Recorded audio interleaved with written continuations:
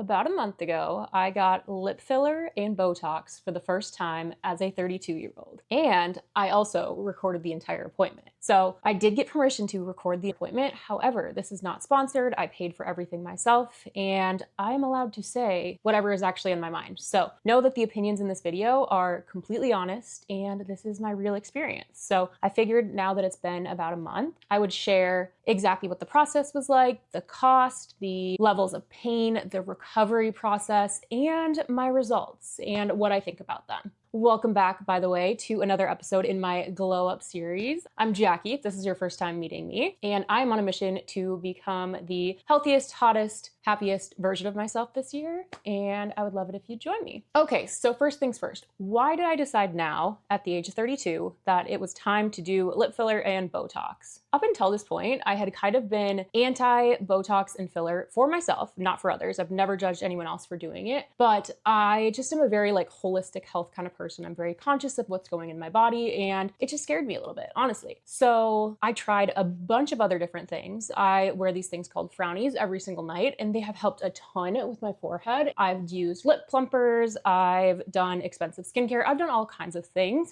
However, I was starting to notice the effects of aging starting to creep in. And one of my goals for this year is to become the hottest version of myself. So I decided it was time to explore some alternative options like Botox and potentially lip filler. So I made myself an appointment with someone that I had seen on TikTok who seemed very knowledgeable. I liked what she was talking about. She seemed like she had good vibes and she was beautiful. So all of these things led me to feel comfortable booking with her. I read a bunch of Reddit reviews and this place had great reviews, so I decided to do it. So the beginning of the appointment, they walked me in, they took some before pictures, and they asked me about what I was looking for. So I was told that we're interested in lip and kind of whatever I think. If you can name 3 areas of concern besides, we could also put lips as one of the 3. Yeah. Can you give me 2 others? This is the consultation portion of the appointment. We talked through anything that I was potentially interested in. I had done a ton of research prior to this. I'd watched so many YouTube videos about the best places to get Botox, the places you might want to avoid getting Botox, and different things like that.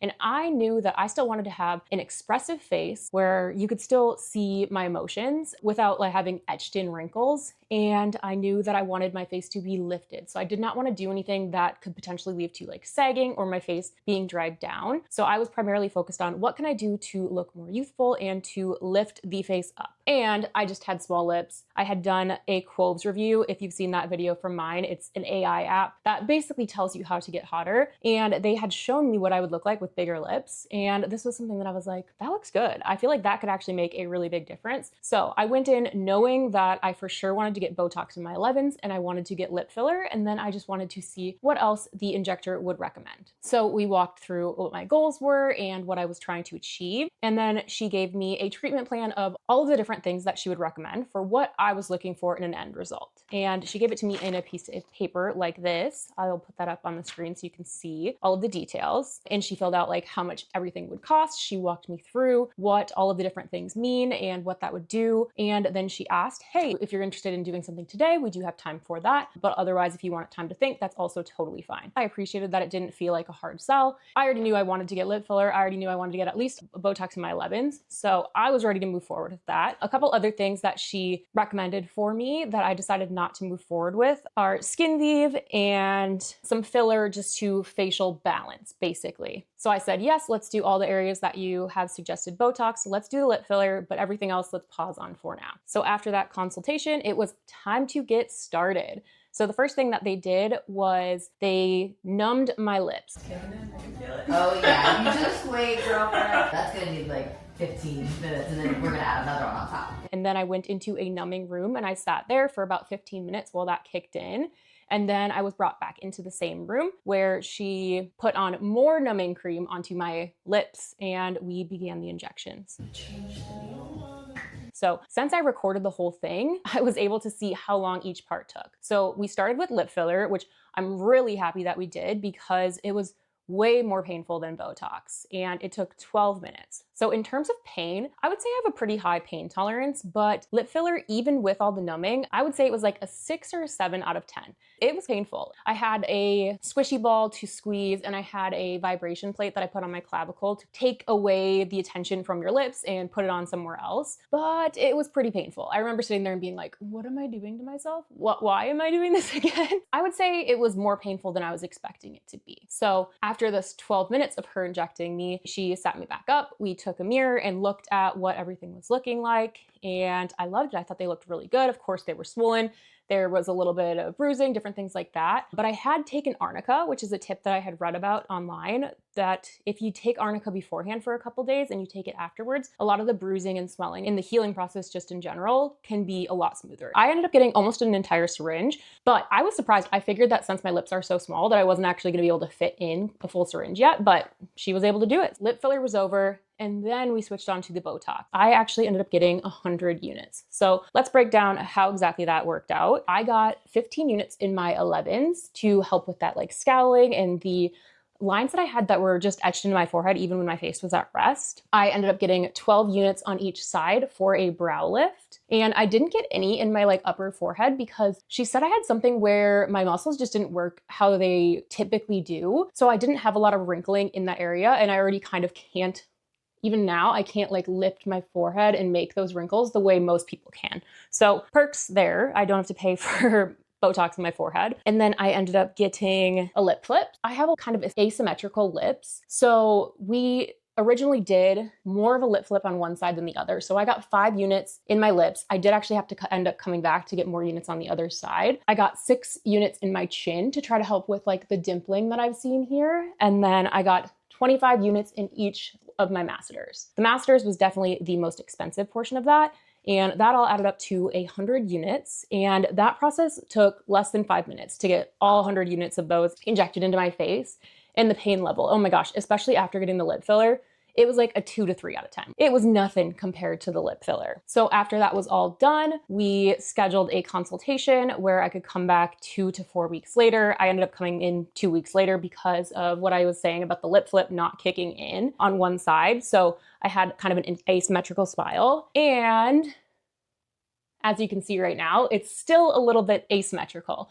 And I think that's normal. I think my face was asymmetrical beforehand. I think the lip flip just kind of emphasizes it a little bit more. But hey, when you're doing things to your face that's kind of just messing with the muscles, perfection is hard. I don't think it was anything to do with the injector's skill level or the Botox. I think that I just have an asymmetrical face that it's hard to fix, if you want to call it that. Okay, now let's talk about healing and the process of Botox actually kicking in. So I'll insert some clips here of what the healing process was like. I don't know what to think right now. It looks uneven, it's swollen, it feels funny. Last night I woke up in the middle of the night and I was just in so much pain. My lips hurt. So I actually had to take a Tylenol last night to fall back asleep. Usually I have a very high pain tolerance, and even when I got my surgery, I did not take anything more than just ibuprofen and Tylenol. I didn't take like the hard pain meds that they gave me because I usually can handle pain very well. But like right now I am a sensitive girly, very, very sensitive. So overall, recovery was not too bad at all. The lip filler was a bit painful for a few days,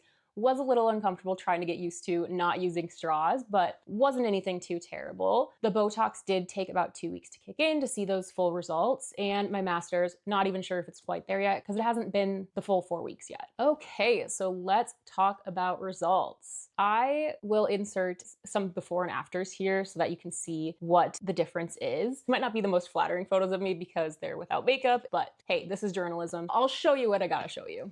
So this is what I was looking like before, and this is what I am looking like afterwards without makeup on.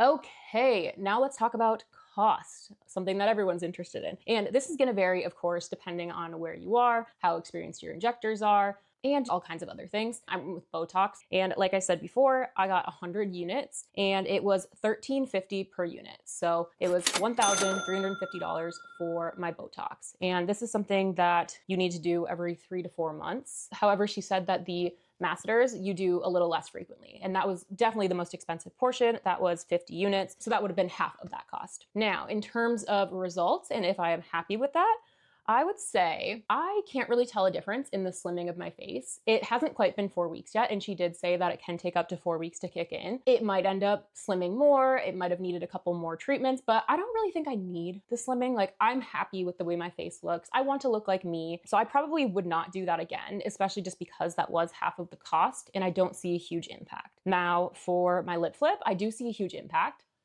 You can actually see my top lip now when I smile. However, because it does highlight the asymmetry that I have in my smile, I think I would skip that next time. The brow lift, can't really tell a difference. Maybe I'm just not looking closely enough at myself, but I don't see any difference there. The chin Botox, I don't see a difference there. But my 11s, I do see a huge difference there. That's something where I was watching one of my old videos back, and you can literally see, even when I'm just like at rest, my face is just like, there are clear lines in between my forehead. And that is something that even when I was wearing my frownies every single night, it wouldn't go away. So that part is absolutely worth it for me. I will continue to get that. And that's only 15 units. So if I'm getting 15 units of Botox every 3 to 4 months, that is a price tag that I can work with for sure. So my lips, this is an area that I can tell quite a big difference. I think they look fuller, they make me feel more feminine, and I really like them. I think they look really good. I do plan on actually getting a little bit more even, and that was something that she said a lot of people do. Like, they come in, they see what their lips look like when they're swollen right after the appointment, and then from there it shrinks like 20 to 30%. And a lot of people really liked what it looked like when it was actually swollen. I think that I could hold a little bit more volume in my lips and still look completely normal, still look completely natural, just because I did start off with such small lips to begin with. So that is the experience that I had with my first time ever getting Botox and lip filler. If you enjoyed this video, I am doing an entire glow up series where I try different things to try to look and feel my very best. I'm also doing 75 hard because I'm someone who I want to glow from the inside out, not just fix my outer appearance. So I'm big on discipline, habits, routines, fitness, all of the things, and just documenting what it's like to really thrive in your 30s and make the most out of this current season of life that I'm in. So if that is something that resonates with you, I would love it if you'd stick around. Let me know, are there any other things that you want me to try out? I also am more than willing to be a guinea pig, so if there's anything that you think would be super interesting to see, let me know in the comments below and maybe we could make that happen. If you have enjoyed this video, thank you so much for being here, and I would love it if you'd like this video, subscribe, stick around. I would love to hear from you, and until next time, I hope you have the best day ever.